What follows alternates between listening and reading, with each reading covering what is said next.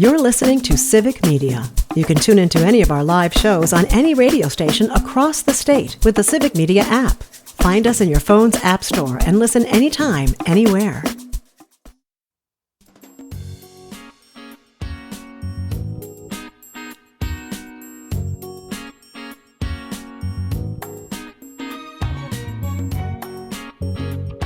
Live across Wisconsin on Civic Media, you're listening to Mornings with Pat Kreitlow, powered by Up North News.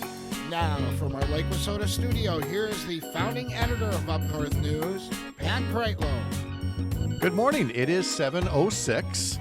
Nice to have you here back up north on this Thursday morning, June 12th. Coming up this hour, we're going to be talking to State Senate Democratic Leader Dianne Hesselbein. We'll get an update on state budget negotiations and how one apparent sign of compromise might be undone by yet another poison pill, the kind of thing that legislators like to tuck into bills or amendments that take what otherwise would have been a compromise and absolutely torpedo it. So we'll talk to Senator Hesselbein about that coming up. We also have meteorologist Brittany Merlot standing by to talk about what could be an off and on wet few days here in Wisconsin. But first, couple of days left for that Scotty Summer Text to Win contest. It takes the Civic Media app. Head over there and download it from the Apple Store or from Google. You're going to go into the app, go to one of the stations, and then hit the text button, because you can text any one of the stations. You can text any one of the shows because, you know, there are different shows. Some stations play music, some have news and talk, but you can text any of the stations from there. You can leave a voice note for any of the stations.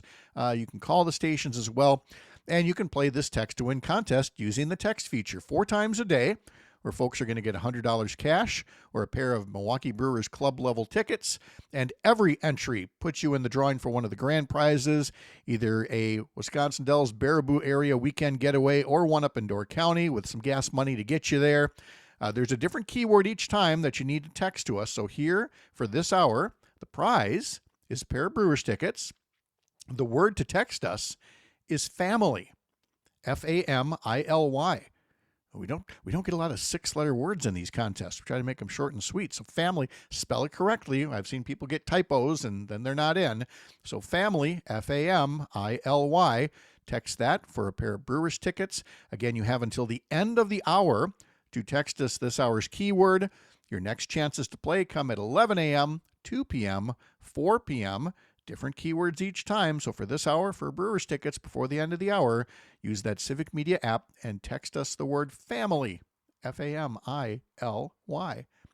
It's like a family over here where you've got Parker Olson over in Madison A2 as the little brother who gets his hair tousled and teased a little too often. And Brittany Merlot is, you know, Thanks, Pat. just that kid's sister who knows it all and is so pleasant as she relays the forecast to us.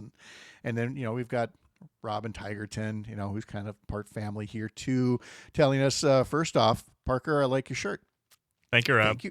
See, Rob gets it. So I second that. We'll get more for, he's wearing, folks, I missed it last hour, a pink, what you would call uniform, what they would call kit, because it's for the Madison FC soccer team, the Flamingos. So it's very pink. It's very vibrant. And that is the extent of what Parker and I know about Madison FC soccer. Pretty much. All I know is I light up a room when I walk in with the shirt on. You do light up the room when you walk in. Aw. Yeah. So, Brittany, we got this stalled weather front here. And what is it? Just like a pipeline of occasional rain? And is it some of it going to be heavy? Yeah, so basically, this front is stalling itself out over the southern part of the state right now, where we're already seeing rain moving in from La Crosse all the way to about the Madison area this morning. It's pretty light right now, but off to the west, it is a little bit heavier, and it will become stronger as we go through this evening and tomorrow. So a few things going on out there this morning. Of course, temperatures are a little crisp. We are going to get warmer today. 70 degrees will be our highs far north, 80 degrees still far south. We've got an air quality alert, though, right now until about noon. That's for the northern half of the state. Of course, wildfire smoke still sneaking its way into the area. But then as the rain starts to move north, this front is going to slowly lift north through the afternoon and into the northwoods. This means the rain is going to ease in the southern parts of the state by this evening, and it's going to ramp up north. And it could be heavy at times too, especially as we go into this evening and overnight and into tomorrow too. Then tomorrow afternoon, the front's going to start to lift back down through the state, taking the heavy rain from the north, moving it back to the southern parts, and that'll stay through our Friday evening and into early Saturday morning for the south before this whole system kicks on out of here. Hopefully on Sunday, we should all be dry. But this is going to bring in more clouds, obviously, cooler temperatures. I mean, highs on Saturday could only be in the mid-50s to about the mid-70s. And then, of course, Sunday we will warm up to about 70 degrees all across the state. But so anywhere from about a ½ inch widespread rain to potentially 2 inches in places far northwest. Kind of the Chippewa Valley by you, Pat, looks to be a little bit of the most rainfall. Okay, well, we've got the rain gauge ready. We'll take it. We'll handle it. Good. Then we'll mow the lawn twice a day. Because Right? it's We're going going to to have grow to. like crazy after that. Good morning from Tigerton, writes Rob on YouTube. It's partly cloudy and hazy, 57 degrees. Yesterday I mowed 4 yards in the Tigerton area, then went to Clintonville to get lawnmower parts, and then went to Shawano for my doctor's appointment. He says he likes Brittany's shirt as well. Thanks, Rob. I'm just, what am I? Up your shirt game, Pat. Come on. Thank you. I know I will. And Rob notes, and I just went online to confirm this, that CBS's NFL Today is going to be in Green Bay on September 7th for their pregame show before the Packers and Lions season opener. That appears to be a new feature for the NFL on CBS. Is they're not going to travel to all of the games, but to, it says here, a few select matchups during the 2025 football season, including Lambeau for that Week 1 showdown between the Packers and the Lions. So thank you, Rob, for the heads up on that as well. I don't know why we're talking about football season. We still haven't even really started, full on spring, We've got. I know. It feels like it, right? Where's the summer temperatures before we get to football? But the September games are always the best when it comes to football. I know. The weather's just gorgeous that way.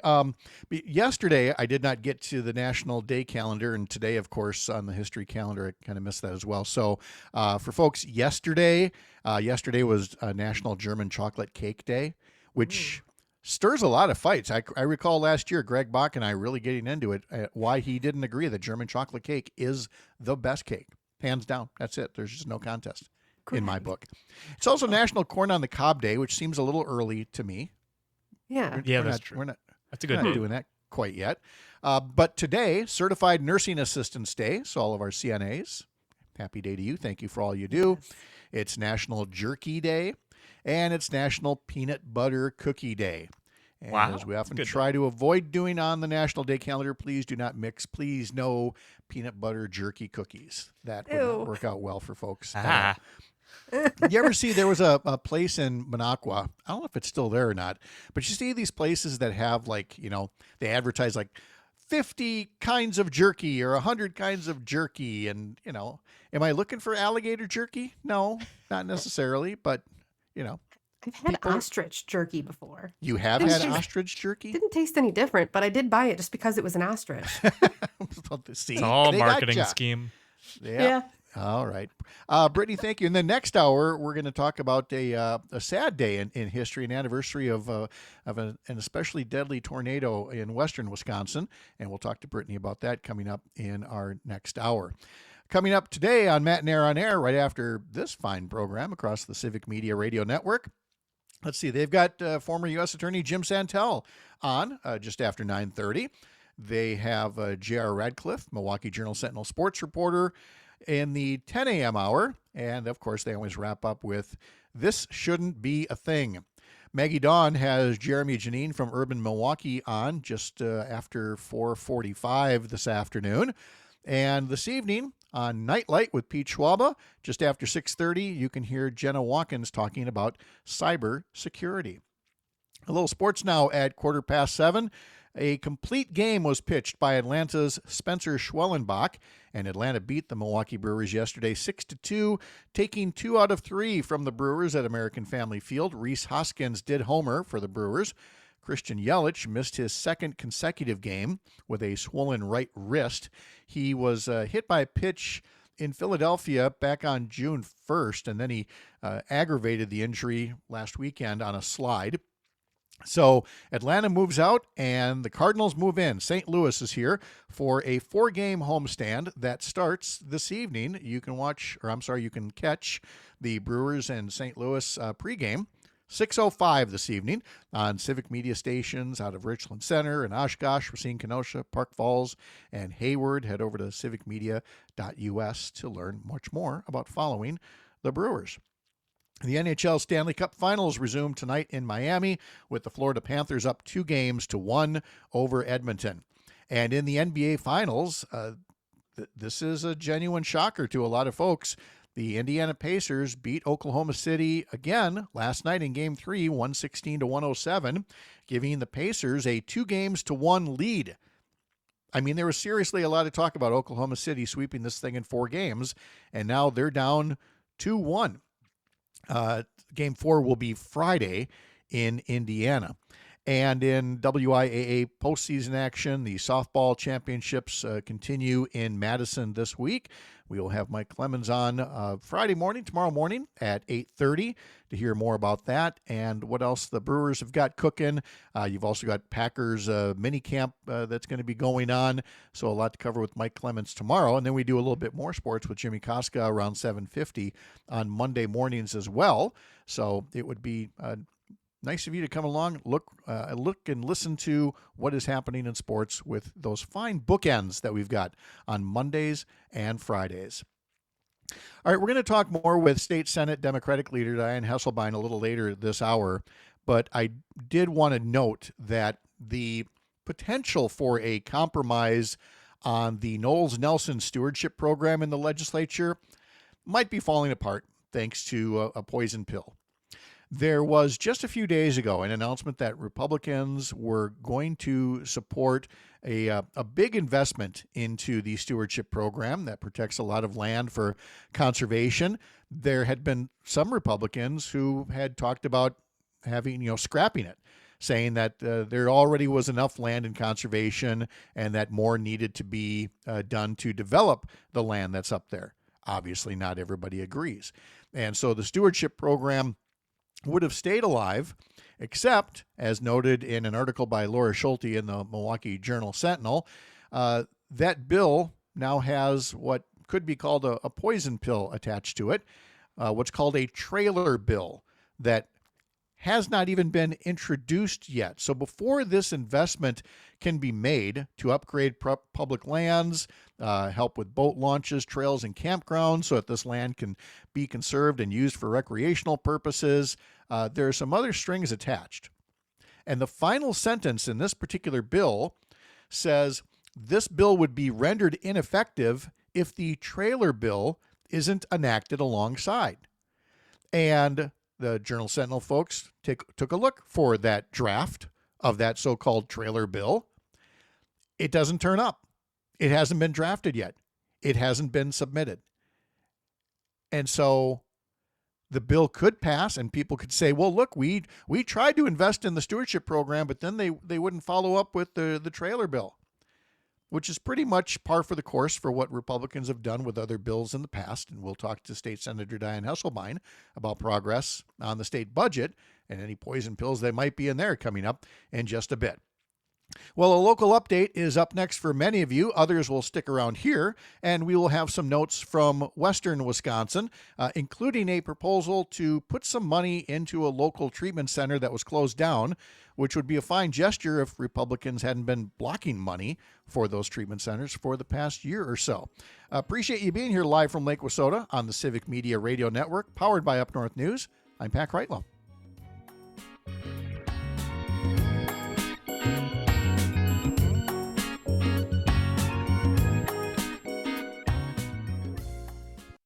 You're listening to Civic Media. Stay up to date on the latest news and information for your local community and Wisconsin by signing up for our free email newsletter. Visit civicmedia.us/email to get started.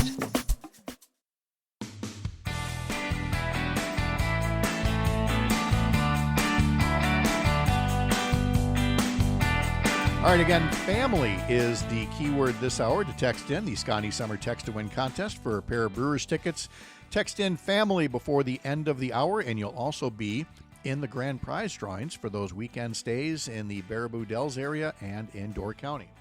All right, let's pull the curtain back a little bit on this show and how it works since we restructured and went to a 3-hour show. In 2 of those hours, not the 6 a.m. hour, but in the 7 a.m. hour and in the 8 a.m. hour, you'll notice that we have commercial breaks at about 20 past and 50 past the hour. Okay. During those times, some of our stations across the Civic Media radio network will be breaking away for local news, local stories, local hosts. You'll be hearing from Chad Holmes in Wausau, Earl Ingram in Southeast Wisconsin, and some of the other fine folks. Maybe James Kelly will have an update here in Northwest Wisconsin. Anyway, during those times when some of the other stations have cut away, the stations that will still be here are all in western Wisconsin, here in the Chippewa Valley and in La Crosse and in Amory. So we will try to pass along a few more local stories that we see throughout the course of a week during those breaks at 7:20, 7:50, 8:20, and 8:50. We'll check in a little bit more with Jimmy Koska, who handles news and sports out of La Crosse, the aforementioned James Kelly, who's in our Chippewa Falls newsroom at the heart of downtown Chippewa Falls at the corner of Bridge Street and Grand Avenue. So if you're listening on the app or if you're watching us on social media and you're outside of these areas, stick around because this is still your chance to steer the conversation toward other items that you think that folks in western Wisconsin would like to hear. And then when we get back to the top and bottom of the 7 and 8 o'clock hours, our full statewide audience is back, and we will have top stories and guests and more. But as always, we want to get your texts, your voice notes, your comments, and your emails along the way. So as I was looking at some of the headlines across western Wisconsin here, and we had James Kelly on yesterday, for example, talking about them, but I see a note in the Eau Claire Leader-Telegram that I wanted to pass along from reporter Chris Vetter, who it feels like I've known him 25 years or more, and does stellar work there for the LT. And he writes that 2 Chippewa Valley legislators are seeking $1 million in state funding to help reopen the L.E. Phillips Libertas Treatment Center in Chippewa Falls. It was closed along with the nearby St. Joseph's Hospital in Chippewa Falls and Sacred Heart Hospital in Eau Claire when Illinois-based conglomerate HSHS shut them down just over a year ago, rather abruptly, I might add. So you've got St. Joseph's Hospital, which is almost a stone's throw out my window here in the Lake Wissota studios, and then the Libertas Center is just down the street and has changed a tremendous amount of lives through its drug treatment counseling. But it's shut down, as are the hospitals. Well, 2 Republican legislators, Jesse James from Thorpe and Clint Moses from Menominee, have introduced legislation which would provide the $1 million to Lutheran Social Services of Wisconsin and Upper Michigan, who would like to reopen the 50-bed treatment center. Now, Moses and James, of course, had all the rhetoric about what a great bill they had just introduced. James wrote in a press release, "Our top priority this session is investing in mental health and substance use disorder services and restoring access in Northwest and Central Wisconsin." Really? That was your top priority? Because thankfully, Chris Vetter also made sure to include this reaction from Democratic State Senator Jeff Smith. "Let's be clear," Smith wrote to the LT. "Republican lawmakers who now claim to prioritize mental health are the same ones who repeatedly blocked $15 million in desperately needed emergency funding for hospitals all over the Chippewa Valley. That money will expire at the end of June, and absolutely nothing is being done about it. You can't call yourself a champion for health care," Smith writes, "while turning your back on entire communities who are losing access to emergency rooms, OBGYN care, and basic hospital services. This selective concern is not leadership, it's hypocrisy. People see through it, and they're tired of politicians who pick and choose which lives and communities deserve care." Thank you to Senator Jeff Smith for that. There's sometimes There's courtesy in politics. There should be. But sometimes the air kisses are just, they annoy you. And it's refreshing when Jeff Smith can call out a couple of his own colleagues. Because what happened is in the last state budget 2 years ago, as these hospitals were being shut down abruptly, the legislature approved $15 million to help out with health care across the Chippewa Valley with the hospitals being closed, could have helped with physician recruitment, could have helped continue some services in other locations. Governor Evers put some partial vetoes on it that they didn't like. What the governor partially vetoed were ways that the legislature essentially wanted to micromanage the money rather than letting local leaders in the Chippewa Valley decide what's best for them. You remember that whole party of local control the Republicans used to be? As a result, Republicans on the Joint Finance Committee held a temper tantrum and withheld the money and are still withholding the money. And of course, the current state budget expires in just a couple of more weeks here, and that money will just go away unless it's put in the next new budget. So writing a press release that you're introducing a bill to release $1 million of it, well, that's a real feel-good moment there for Jesse James and for Clint Moses and for other Republican lawmakers. But Jeff Smith rightly calls out the fakery. And if any issue said, set aside the partisanship and get something done for your constituents, grow up, this is the moment that is doing it. Coming up later, we're going to have Chad Holmes, Sean O'Malley, Joe Zepecki, another check-in with Brittany Merlot. Then tomorrow we'll have Supreme Court candidate Judge Chris Taylor. We'll have Dr. Kristen Lyerly and our Week in Review panel. Don't forget, sign up for our newsletters over at upnorthnewswi.com. Thanks for spending some time here as part of your mornings. Live from Lake Wissota, I'm Pat Kreitlow. You're Up North.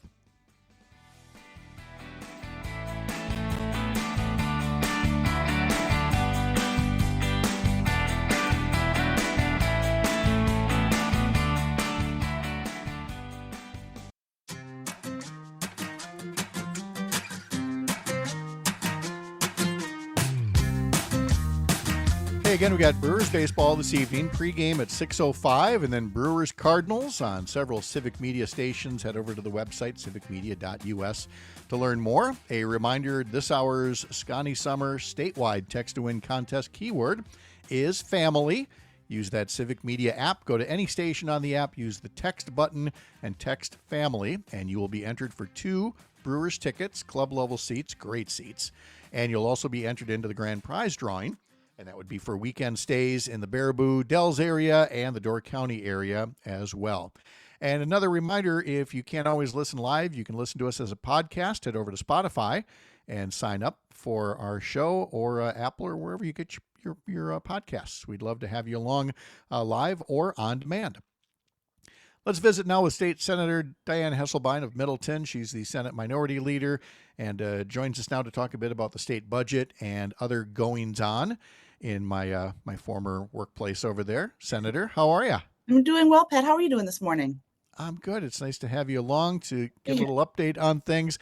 You know, the last major update that any of us got on the state budget was hearing, well, first off, somewhat surprisingly to some of us, that Republican leadership and Governor Evers, or at the staff level, had been talking for weeks and weeks here, apparently.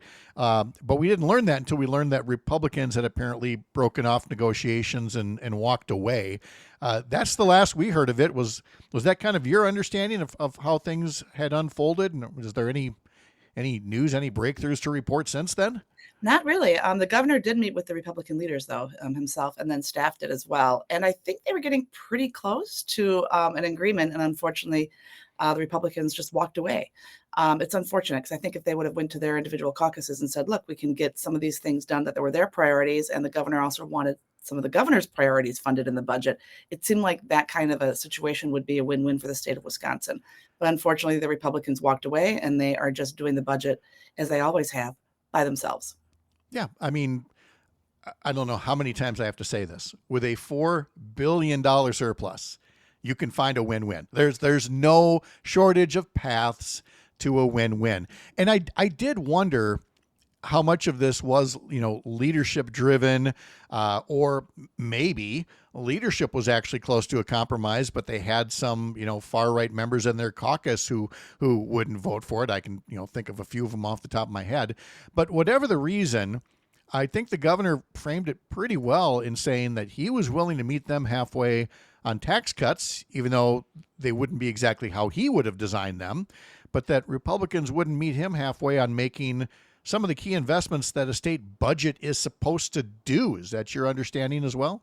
Exactly. The governor made it clear to them and to us as well that he's still fighting for K-12 education, childcare, and higher education. Those are things that are very important to him, and unfortunately, the Republicans refused to meet him halfway. Which again is what a budget process is supposed to be Right. about, to say, look, here are various priorities. Let's talk about a couple of individual notes that may be part of this, or may be considered on either side of the budget bill. We just spoke in the last segment about the stewardship program and how it appeared Republicans had introduced a bill that would, in fact, make some investments into the Knowles-Nelson stewardship program, only to learn now that there's a quote-unquote trailer bill that's attached, which if it doesn't pass, then the original legislation doesn't pass. And I tried to explain the concept of a poison pill without necessarily saying that this is what it is, but this is what to be on the lookout for, because, sadly, Senator, this is not news of something that we've seen tried a few times in the past.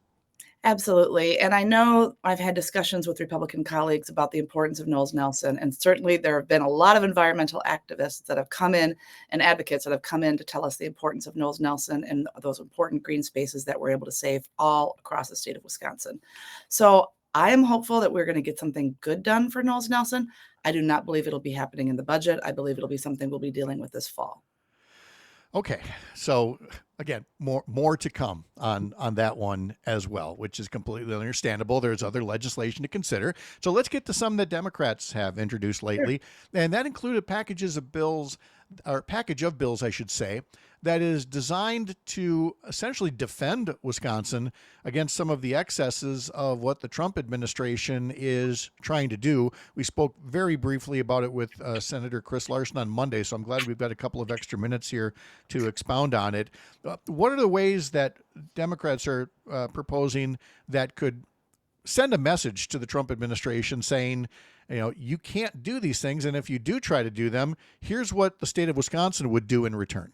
Yeah, we have a whole package of bills that we were trying to be creative as soon as we saw what was happening in the federal government. What can Wisconsin do? What can we as lawmakers do in the state of Wisconsin to stand up to these mega Republicans and Donald Trump? So one of them was protecting Wisconsin taxpayers from unlawful federal actions by withholding funds. And what that would do was it provides the state, the Wisconsin, a way to respond when the federal government fails to send money that was legally promised through Congress. Certainly we know what President Trump is doing with a lot of these actions is unconstitutional. What can we do? We can hold and block funds as well. So we were looking at how to do that in a creative way that would make sense for Wisconsinites. And I know that other states are looking at these bills and considering the same type of action. Well, because again, it's not even clear that some of these actions are legal in the first place, and so states have to look for whatever recourse they can get. The one that really caught my attention, as you mentioned, being creative on these things, was making sure that sensitive personal data couldn't be shared unless it was being done essentially in accordance with law, with existing law, and not some executive order that may or may not stand up in court when all is said and done. So again, you've got legislators who are not just looking out for the public dollars, but your own private data. Honestly, and that's something that we're hearing about at listening sessions and all across the state, is people being worried. Who has their data? How are they using it? Are they being micro-targeted? Is it safe? Is their own information safe out there? So we did something to prohibit the state from sharing an individual's personally identifiable information with the federal government, just saying, nope, you can't have it. It's not safe for people.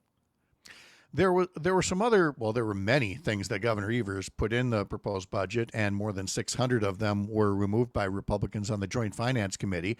And so, again, there's been legislation introduced by Democrats to essentially put some of those back, pass them as separate legislation if need be. And that includes some measures on gun safety. And I was really struck by a quote from your colleague, Senator LaTanya Johnson of Milwaukee, who said here in an article from Wisconsin Public Radio, "Year after year, I've watched Republicans cut every single gun safety proposal from the state budget, and year after year, we see more victims and families burying their babies." And there is this real-world cost of inaction that Senator Johnson is trying to get out there. And all you can really do is, again, hold up for the public the newest bills that you're introducing and saying somebody is trying. Yeah, we are trying. I mean, we want background checks on every gun sale. That's important that we know that people who want to own a gun can own a gun, but should they own a gun? And background checks will make that be known. Also, a waiting period for the purchase of handguns. That's extremely important. We have people all over our state, and they're going through maybe a mental health crisis, and maybe they buy a gun to maybe harm themselves or others. And this would just say, we're going to have a waiting period, cooling off period. Make sure that you're okay to purchase this gun. And some people might wake up the next morning and decide they're glad they didn't have that gun. I have a former colleague, Jonathan Brostoff. He was on the suicide task force. He spoke about having these mental health challenges and how this would have helped him in his time of need. Unfortunately, he made a decision to buy a gun and to end his life. And he stood up for this bill, knew what it would mean for Wisconsinites and him. And unfortunately, we did not have this bill in place to save his life. So that is something that I know we'll be fighting for every single day, as we miss our colleague every single day, and can only think of what could be and what the city of Milwaukee would be like if he were still in it. The other one is extreme risk protection orders and a ghost gun bill that's important to me. But every single one of these, we know they would save lives. And that is why Democrats are fighting for just some common sense gun measures that the state of Wisconsin could have. And by the way, you say you want these. It's not just you. It's an overwhelming majority of people in Wisconsin. In poll after poll after poll, you're talking 70, 80%, sometimes more, for either background checks or waiting periods for handguns or red flag laws. And I'm sure, I haven't seen the polling, but I'm sure it'd be the same on ghost guns as well. These are supported by such a broad, bipartisan group of people across the state and across the country.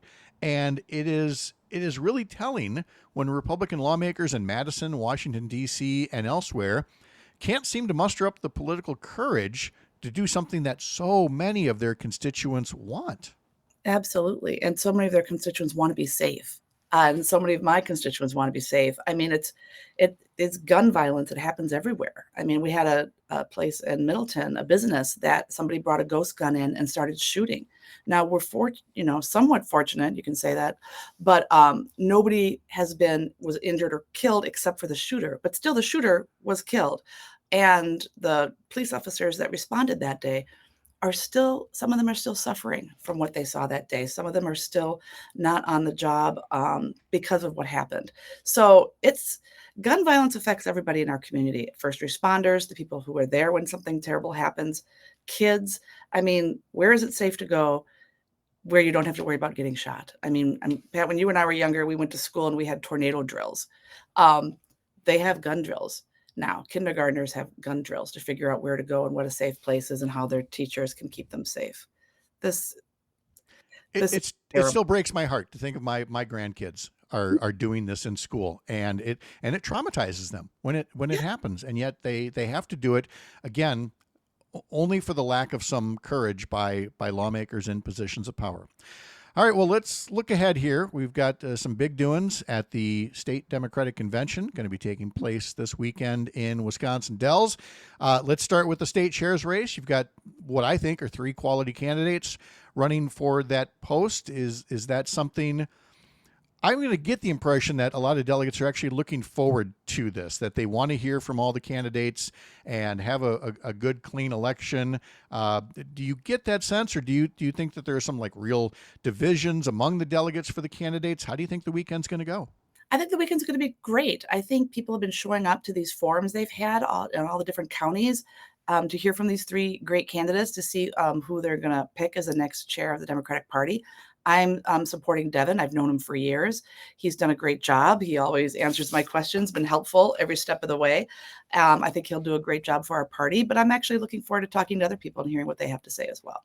Yeah, because we get not just Devin Remaker, but also Joseph Pecky and William Garcia all running. And it's also an instant runoff vote, if I understand correctly. And so that will be interesting to see how the votes break down and how that affects the election for chair. We're talking to State Senator Dianne Hesselbein, and we'll leave it with the other conversation piece. And we got reaction earlier today from Melissa Baldoff to this as well, to the Dan Schaefer column that makes the case that Governor Tony Evers has been a great governor, but he should not run for a third term. There's some folks that are saying, well, you're just handing the Democrats a gift, and others saying, yeah, we got to have this conversation. So you're going to hear the conversation, Senator. What's your quick answer to people speculating on the governor's plans? Governor Evers has done a great job for the state of Wisconsin, and I know he has made it quite clear that he wants to wait until our budget is over until he makes a decision if he is running again. I'm sure he's going to hear about it all weekend at the convention, and I feel bad for him because it's going to be like, well, I said, I'm going to wait. He's done a great job, and I know he'll make the right decision for himself and for the state of Wisconsin. State Senator Dianne Hesselbein, the Senate Democratic leader, talking to us from Middleton. Senator, thank you so much. Great to catch up with you. Thank you for the opportunity. You bet. Have a wonderful day. Thank you so much for joining us as well. Live from Lake Wissota, I'm Pat Kreitlow, and this is the Civic Media Radio Network.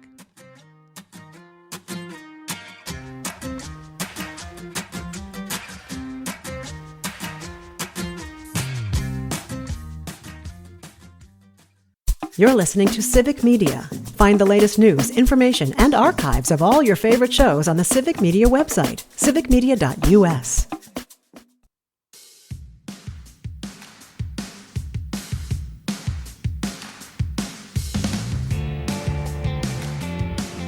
Welcome back. It is 7:52 on this Thursday morning, June 12th. Pat Kreitlow here in Chippewa Falls. Parker Olson in Madison Studio A2 resplendent in his Madison FC Flamingos pink kit. Yes, sir. So we got it right the first time. It's a kit. It's a kit. That's it. Go us. All right.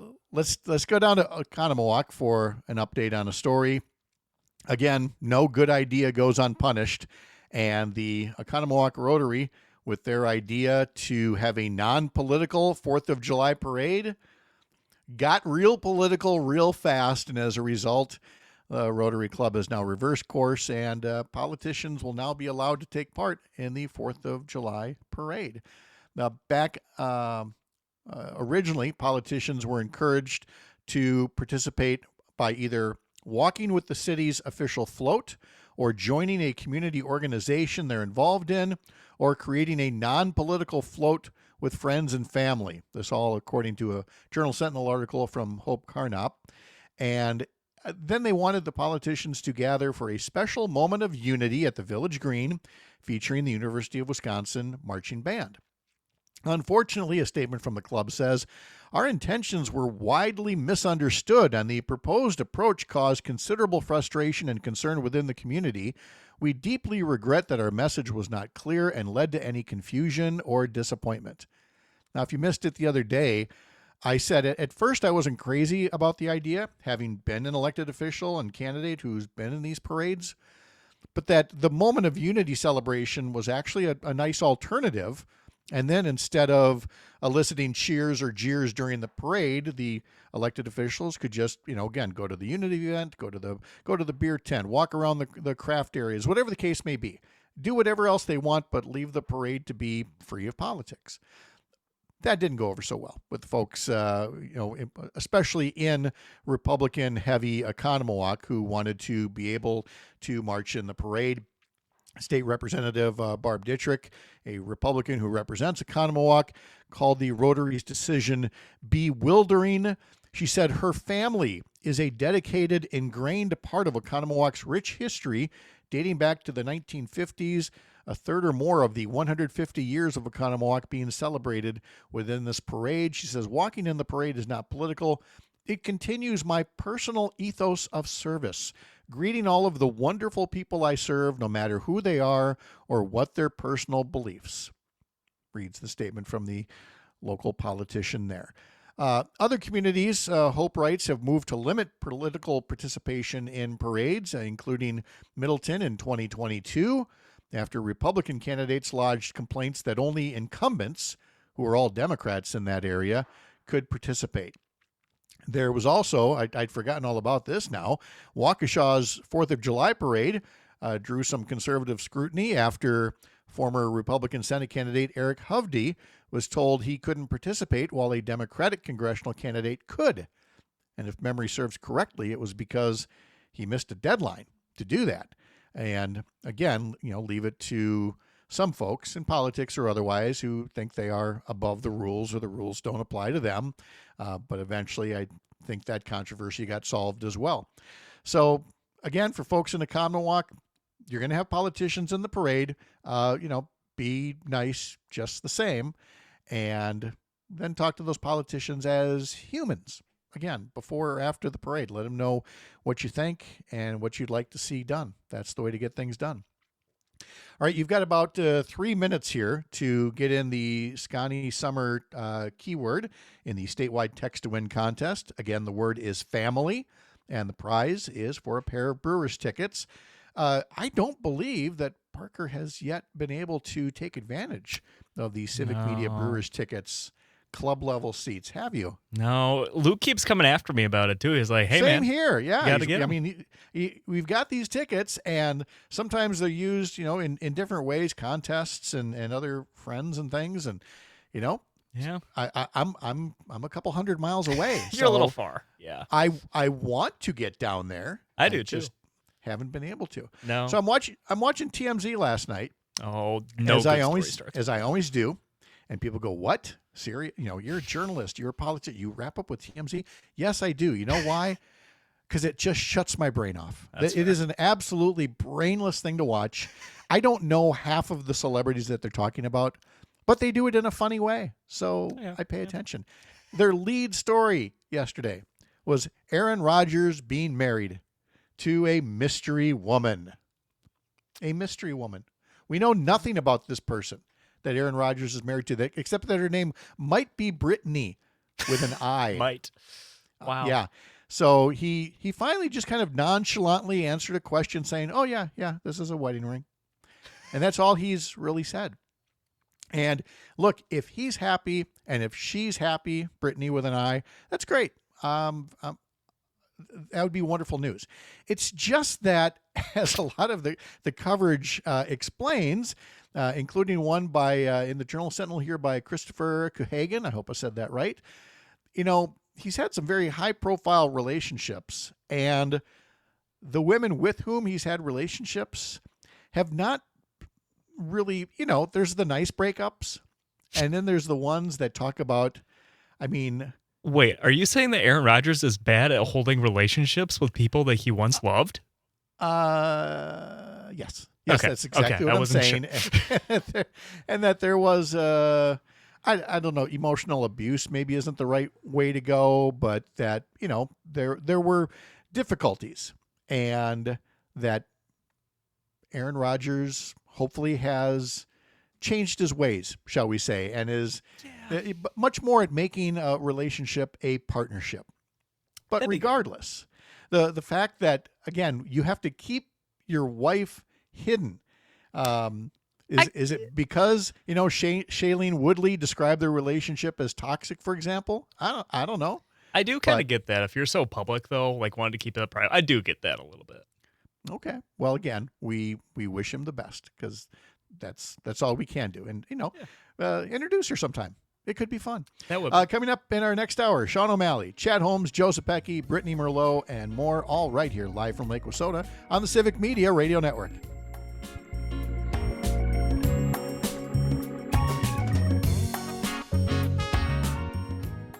The national news cycle never stops, but it can be hard to find news about your local community. Civic Media is dedicated to providing quality local and state news coverage across Wisconsin. With the Civic Media app, you can get notifications about local stories that matter to you and your community. Find the free Civic Media app in your phone's app store and choose notifications from the menu to tell us what kind of news you want to hear about.